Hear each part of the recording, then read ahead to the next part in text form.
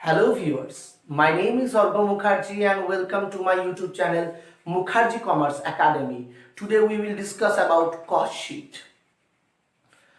আমার কিছু স্টুডেন্ট আমাকে বারবার বলছিল স্যার কস্ট শিট সম্পর্কে বা কস্টিং সম্পর্কে কিছু স্যার ভিডিও আপলোড করুন, শুধু স্যার অ্যাকাউন্টসের ভিডিও আপলোড করছেন, কস্টিংটা আমাদের তাহলে আপলোড করলে আমাদের সুবিধা হয়। তো আমি চিন্তা করে দেখলাম না কস্টিং সম্পর্কে এবার ভিডিও আপলোড করার সময় চলে এসেছে, তাই আজকে কস্ট শিট সম্পর্কে প্রথমে তোমাদের ভিডিও ডালছি। কস্টিং এর উপর প্রথম ভিডিও কস্ট শিট সম্পর্কে, চলো দেখে নেওয়া যেতে পারে। দেখো কস্ট শিট জিনিসটা কি? কস্ট শিট হচ্ছে গিয়ে পরিব্যয় পত্র, বাংলায় আমরা কি বলি পরিব্যয় পত্র। কোনো একটা প্রোডাক্ট বা পণ্য উৎপাদন করার ক্ষেত্রে কতটা আমার কস্ট হচ্ছে, কতটা আমার পরিব্যয়, উৎপাদনের ব্যয় কত, সেটা নির্ণয় করা হয় যে পদ্ধতির সাহায্যে, সেটাকে বলা হচ্ছে কস্ট শিট।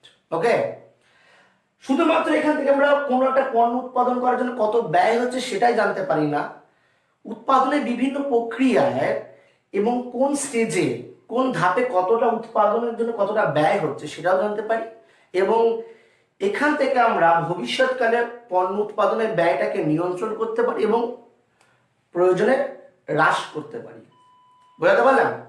তো শুরু করা যাক। ফরম্যাটটা একটু দেখবে। প্রথমে আমার কাছে যেহেতু বোর্ডে জায়গা কম, স্পেস কম, তো আমি দুটো পার্টে ভাগ করে নিয়েছি বোর্ডের। তো প্রথম দিকটা নিয়ে আলোচনা করছি।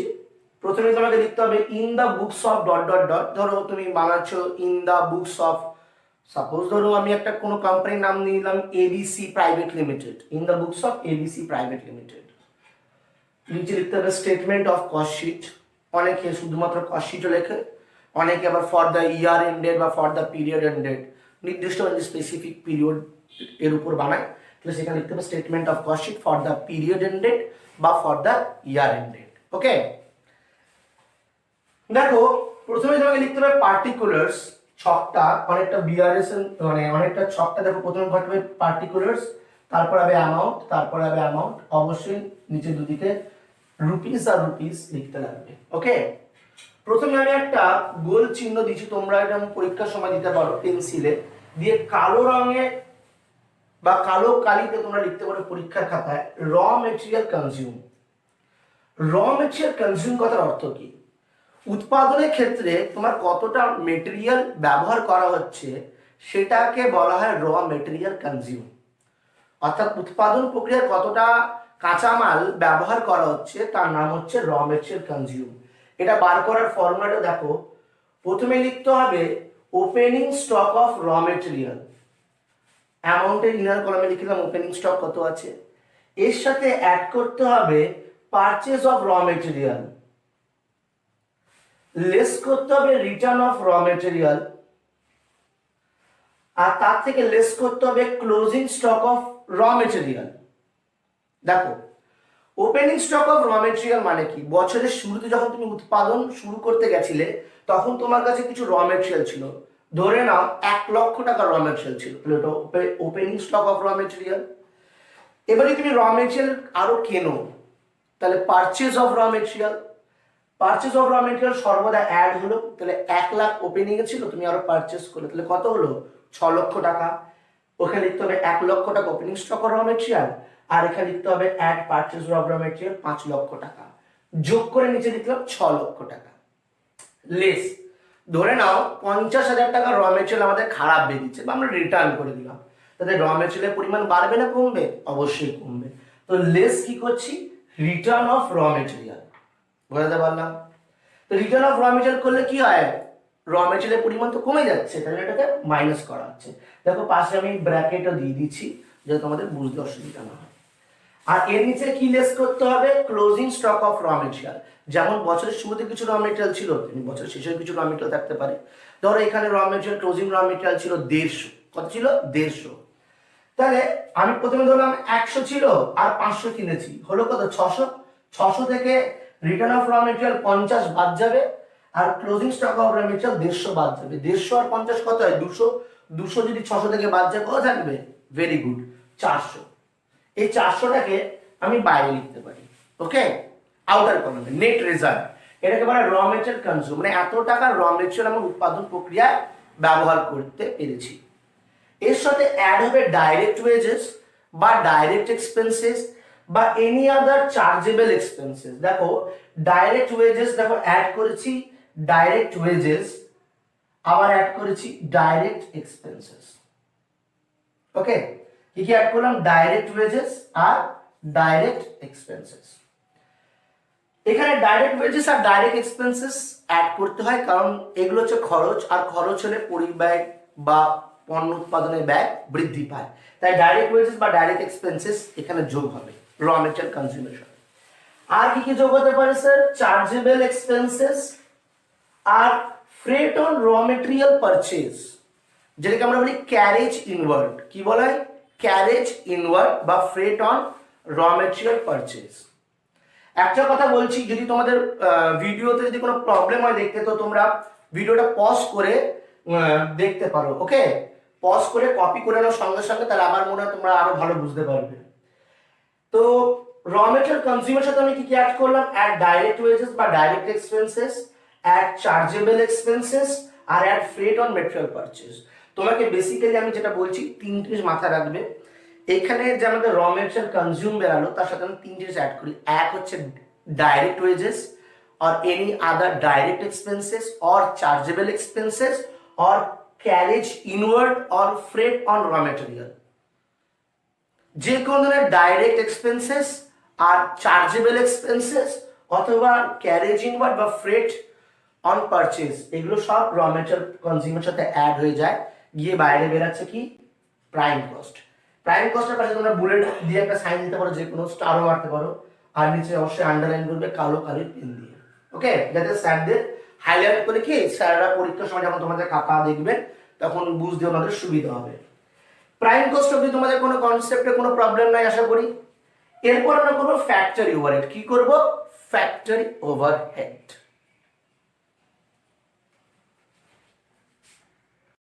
তো প্রাইম কস্ট পর্যন্ত আমাদের কোনো প্রবলেম নেই। প্রাইম কস্টের পর আমাদের কি করতে হবে? প্রাইম কস্টের পর আমাদেরকে এর সাথে অ্যাড করতে হবে ফ্যাক্টরি ওভারহেড। তোমাদের মনে প্রশ্ন আসবে, স্যার ফ্যাক্টরি ওভারহেডটা কি? ফ্যাক্টরি ওভারহেড মানে হচ্ছে কোন একটা পণ্য যখন উৎপাদনের কাজে ফ্যাক্টরিতে যাচ্ছে, তখন ফ্যাক্টরিতে নানা ধরনের খরচা হয়। যেমন দেখো ইনডাইরেক্ট ওয়েজেস আসতে পারে। কি বললাম? Indirect wages. দেখো ডাইরেক্ট ওয়েজেস কিন্তু আমি র মেটেরিয়াল কনজিউমের সাথে ডাইরেক্ট ওয়েজেস বা ডাইরেক্ট এক্সপেন্সেস আর চার্জেবল এক্সপেন্সেস যোগ করে আমরা কি পাচ্ছিলাম? প্রাইম কস্ট পাচ্ছিলাম। কিন্তু ইনডাইরেক্ট ওয়েজেস, আমি বারবার কেন কথাটা বলছি ভালো করে বুঝবে, ডাইরেক্ট ওয়েজেস আসবে র মেটেরিয়াল কনজিউমের সাথে direct wages, direct expenses or any other direct expenses or chargeable expenses, এগুলো অ্যাড হয়ে আসবে প্রাইম কস্ট। কিন্তু প্রাইম কস্টের সাথে যখন ফ্যাক্টরি ওভারহেড যুক্ত হবে, তখন কিন্তু ফ্যাক্টরি ওভারহেডের মধ্যে আসবে কি? Indirect wages. অর্থাৎ ডাইরেক্ট ওয়েজেস আছে এইখানে আর ইনডাইরেক্ট ওয়েজেস আসছে এইখানে। তো ইনডাইরেক্ট ওয়েজেস অথবা ফ্যাক্টরি রেন্ট অথবা factory electricity, depreciation on building or machinery related for factory, অর্থাৎ ফ্যাক্টরি সংক্রান্ত যাবতীয় খরচাগুলো এইখানে চলে আসবে। ওকে, এখানে আসার পর তোমরা এইখানে যেমন যাবতীয় খরচাগুলোকে তোমরা ইনার কলমে যোগ করলে, যোগ করে আউটারে নিয়ে গেলে, যোগ করলাম। এবার অনেক সময় দেখা যায় যে যখন পণ্য উৎপাদন করা হয়, তখন উৎপাদন প্রক্রিয়ায় কিছু বজ্র পদার্থ বা স্ক্র্যাপ পাওয়া যায়, যেগুলোকে আমরা বিক্রি করে দিই। তো এই যে স্ক্র্যাপ, এটা এমন একটা জিনিস যেটা কিন্তু আমার খরচা না, উৎপাদন প্রক্রিয়ায় খরচা নয়, উল্টে উৎপাদন প্রক্রিয়ায় এটা কি করে? ব্যয়টাকে হ্রাস করে।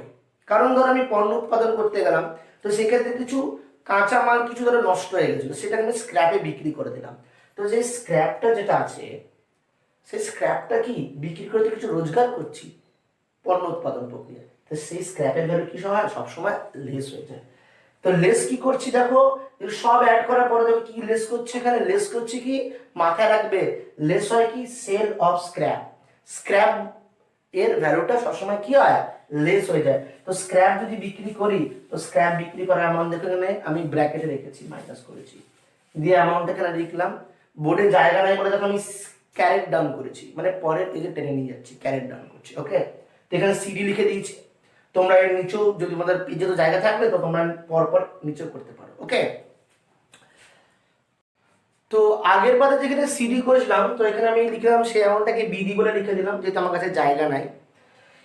এর সাথে আমাদের যোগ হয়ে যায়, অ্যাড হয়ে যায় ওপেনিং ওয়ার্কিং প্রোগ্রেস, আর লেস হয়ে যাবে কি ক্লোজিং ওয়ার্কিং প্রোগ্রেস। যেহেতু লেস হচ্ছে দেখো ব্র্যাকেটের মধ্যে রেখেছি। এবার স্যার ওয়ার্কিং প্রোগ্রেস মানে কি? ওয়ার্কিং প্রোগ্রেস মানে হচ্ছে কি কাজটা বা পণ্য উৎপাদন প্রক্রিয়াটা এখনো শেষ হয়নি, বা পণ্য উৎপাদন প্রক্রিয়া এখনো শেষ হয়নি, বা যে পণ্যটা আমি উৎপাদন করছি সেটা এখনো ফিনিশড হয়নি, এখনো কি হয়েছে উৎপাদন প্রক্রিয়া চলছে, মানে প্রোডাক্ট এখনো অবধি আমার ফিনিশড হয়নি, সেটাকে হচ্ছে ওয়ার্কিং প্রোগ্রেস। তো যদি এমনি ওপেনিং কিছু ওয়ার্কিং প্রোগ্রেস থাকে অবশ্যই সেটা আমরা অ্যাড করব, আর ক্লোজিং ওয়ার্কিং প্রোগ্রেস যেটা থাকবে সেটা আমরা কি করব, লেস করব। দেখো এইটাকে অ্যাডলেস করে ইনার কলামে লিখলাম, ইনার কলামে লিখে যেমন বেরো, যদি অ্যাড হয় তো অ্যাড, বা লেস হলে লেস হয়ে এই যে অ্যামাউন্টটা ছিল আমার আগে তার সাথে আমার কাজ করে বেরোলো কি ওয়ার্ক কস্ট বা ফ্যাক্টরি কস্ট। কি বেরোলো আমার ওয়ার্ক কস্ট বা ফ্যাক্টরি কস্ট। ওকে, এই ওয়ার্ক কস্ট বা ফ্যাক্টরি কস্টের সাথে আমরা কি কি অ্যাড করব? অ্যাড করব অফিস অ্যান্ড অ্যাডমিনিস্ট্রেশন ওভারহেড। ওকে, যেমন আগেটাতে আমরা ফ্যাক্টরি রিলেটেড যাবতীয় খরচাগুলোকে অ্যাড করছিলাম, এখানে আমরা অফিস সম্পর্কিত যাবতীয় খরচাগুলোকে অ্যাড করব। যেমন অফিস স্টাফ অ্যান্ড স্যালারি, ওইখানে যেমন ছিল ফ্যাক্টরি রিলেটেড এক্সপেন্সেস, এখানে আসবে office related indirect expenses. Office staff and salary, office rent, অফিসের যদি ফার্নিচার থেকে তার উপর ডেপ্রিসিয়েশন, যাবতীয় খরচাগুলো এখানে চলে আসবে। দিয়ে সব কটা ইনারে যোগ করে আউটারে লিখে দিলাম। দিয়ে ফ্যাক্টরি কস্টের সাথে এই অফিস অ্যান্ড অ্যাডমিনিস্ট্রেশন ওভারহেডের নিট যোগফল যোগ করার পর যেটা বেরাবে তার নাম হচ্ছে গিয়ে কস্ট অফ প্রোডাকশন। কি বেরাবে বললাম? Cost of production. Sir cost of production মানে কি? কস্ট অফ প্রোডাকশন মানে হচ্ছে আমি এই বছর যতটা অ্যাকচুয়ালি উৎপাদন করতে পেরেছি সেই প্রডিউস করা গুডসের কস্ট হচ্ছে গিয়ে কস্ট অফ প্রোডাকশন। অর্থাৎ এবছর যতটা প্রোডাকশন করা হয়েছে সেই প্রডিউসড হওয়া গুডসের প্রোডাকশন কস্টের নাম হচ্ছে কি কস্ট অফ প্রোডাকশন। এই কস্ট অফ প্রোডাকশনের সাথে আমরা অ্যাড করে দিই ওপেনিং ফিনিশ গুডস আর লেস করে দিই ক্লোজিং ফিনিশ গুডস। একটা মজার কথা চিন্তা করবে, প্রথমে যখন শুরু করেছিলাম র মেটেরিয়াল কনজিউম থেকে, ওইখানে আমরা ওপেনিং র মেটেরিয়াল, ওপেনিং স্টক অফ র মেটেরিয়ালকে অ্যাড করেছিলাম, ক্লোজিং স্টক অফ র মেটেরিয়ালকে লেস করেছিলাম। এখানে ওপেনিং ওয়ার্কিং প্রোগ্রেসকে অ্যাড করলাম, ক্লোজিং ওয়ার্কিং প্রোগ্রেসকে লেস করলাম, আর এখানে ওপেনিং ফিনিশ গুডসকে অ্যাড করছি, সিমিলারলি ক্লোজিংটাকে লেস করছি। তো ওপেনিং অ্যাড হচ্ছে, ক্লোজিং গুলো কি হচ্ছে লেস হচ্ছে। স্যার ফিনিশ গুডস মানে কি? ফিনিশ গুডস মানে হচ্ছে গিয়ে পণ্যটা পুরো তৈরি হয়ে গেছে, বিক্রি হওয়ার জন্য একেবারে রেডি, মানে চাইলে এবার বিক্রি করতে পারি, কিন্তু সর্বদা আমরা যতটা পণ্য উৎপাদন করি কারখানায় ঠিক ততটা বিক্রি নাও হতে পারে। তো যেটা পড়ে থাকবে সেটা হয়ে যাবে কি ক্লোজিং ফিনিশ গুডস। আর যদি এমনি পরের আগের মানে এই বছর ফিনান্সিয়াল ইয়ার শুরু করার সময় যদি আমার কিছু আগের বছরের পণ্য অবিকৃত অবস্থায় পড়ে থাকে সম্পূর্ণ পণ্য, তাহলে সেটাকে কি বলা হবে ওপেনিং ফিনিশ গুডস। তো ওপেনিং ফিনিশ গুডস অ্যাড হবে, ক্লোজিং ফিনিশ গুডস লেস হবে, দিয়ে বেরাবে কস্ট অফ গুডস সোল্ড। কি বেরাবে? Cost of goods sold.